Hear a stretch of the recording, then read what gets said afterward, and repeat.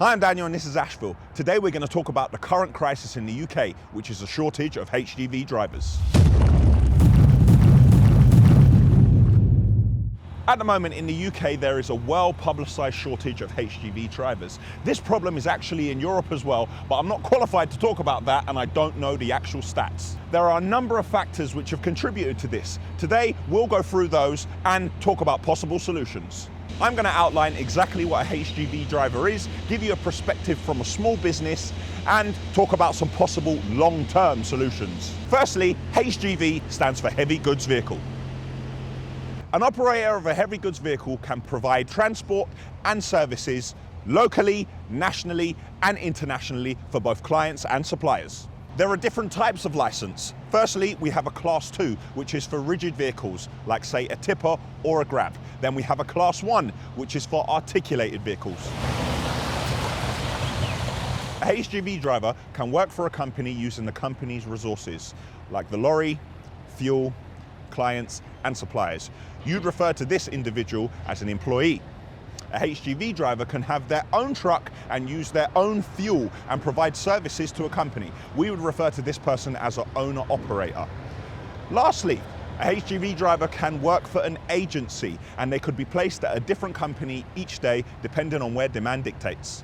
So why is there a shortage? Currently in the UK, there are 600,000 people with a HGV license who are not using it.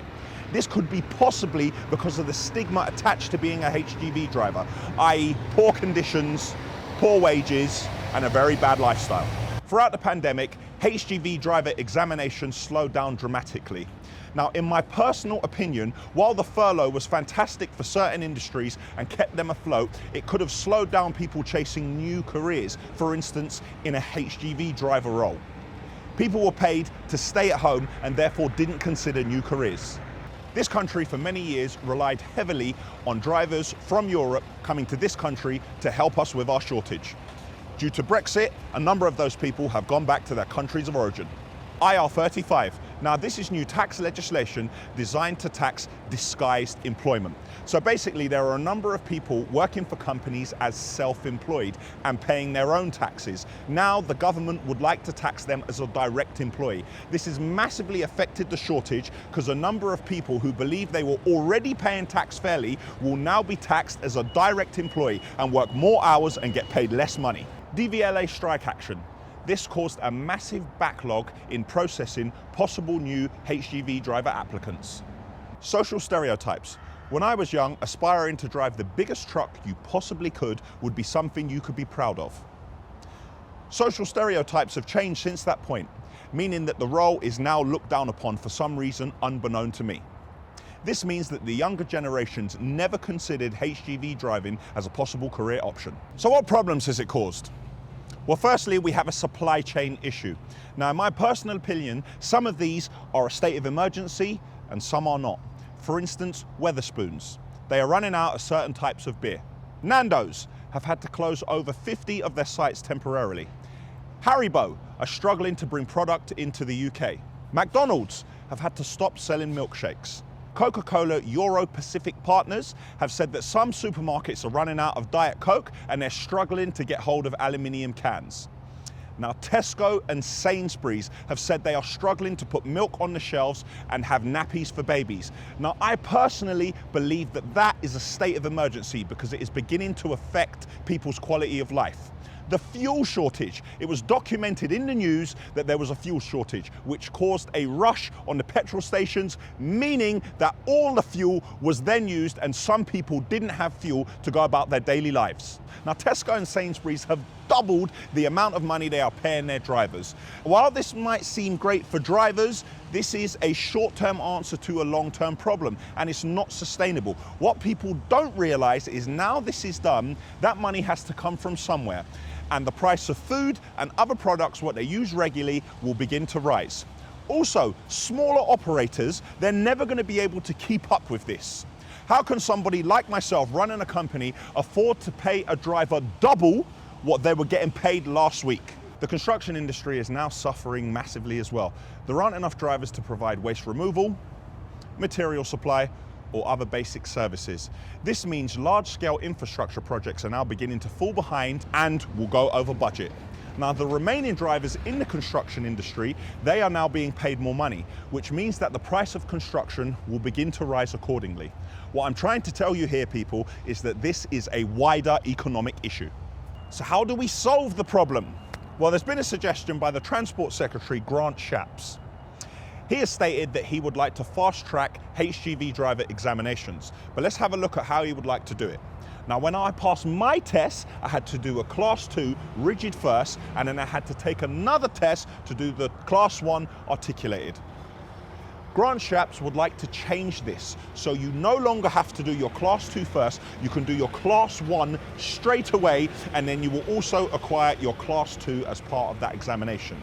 Now, this has been criticised by the Road Haulage Association. My personal opinion on this matter is that while it may solve a short-term problem, we need to ensure that every driver in every lorry has had adequate and correct training, and they have been assessed fully. So when they do go out on the road, they can provide their services in a safe manner. Or we could have another much more catastrophic problem on our hands. Changing the image of drivers. We need to work together to combat social stereotypes that firstly, only men can be HGV drivers. Secondly, social evaluations that being a HGV driver is not a respected role. The role is key to the stability of this economy. Drivers need to be magnanimous, reliable, courteous, and consistent. It's a huge responsibility being solely entrusted with a company's assets, stock, and keeping the public safe. Explain to the young that it's a great career path. There are great pay and benefits. It's a skill you can use all over the world that you're going to have forever. You can also work in a multitude of sectors and continue to advance if you choose to do so. We need to tackle insurance issues. I'm going to give you a personal example here. Now, with our current insurance policy, we cannot employ anyone who hasn't passed their test more than 2 years ago.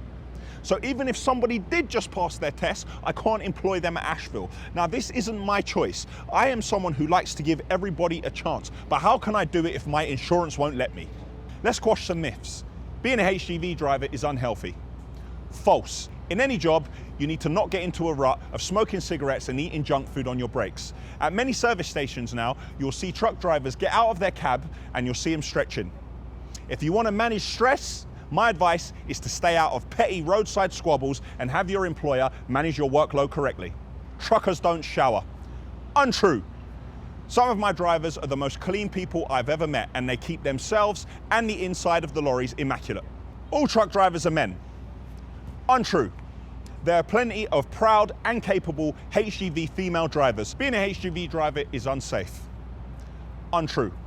With the latest advances in technology and safety, it's never been a safer time to drive a lorry. Caution, truck turning left. Plus, in this country, we have some of the best roads in the world.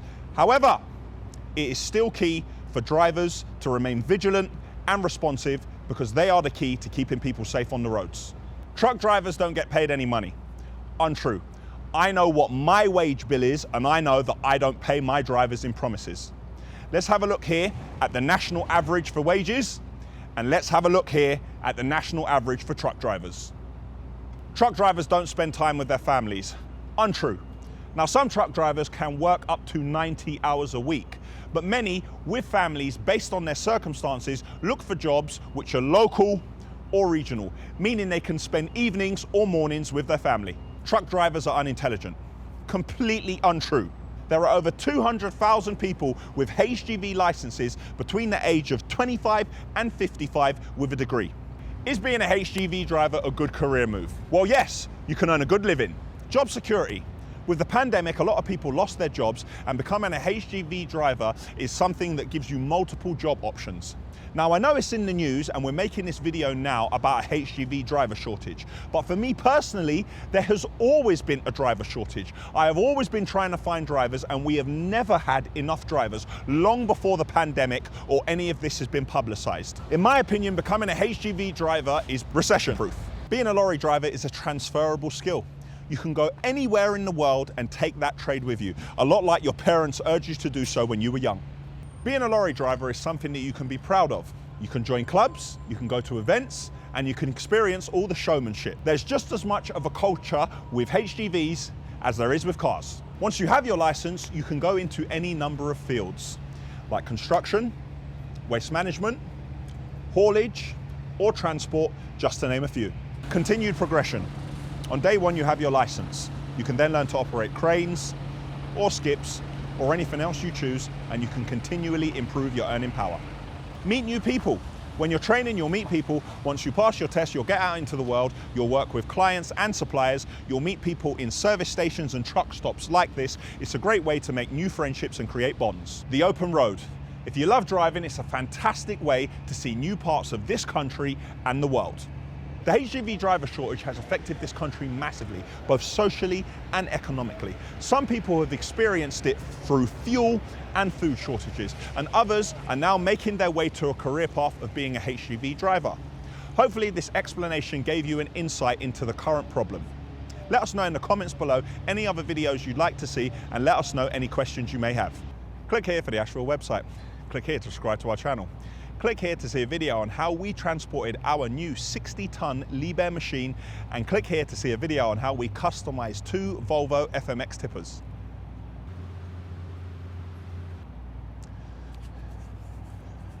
Makes me remember when I did my driving test.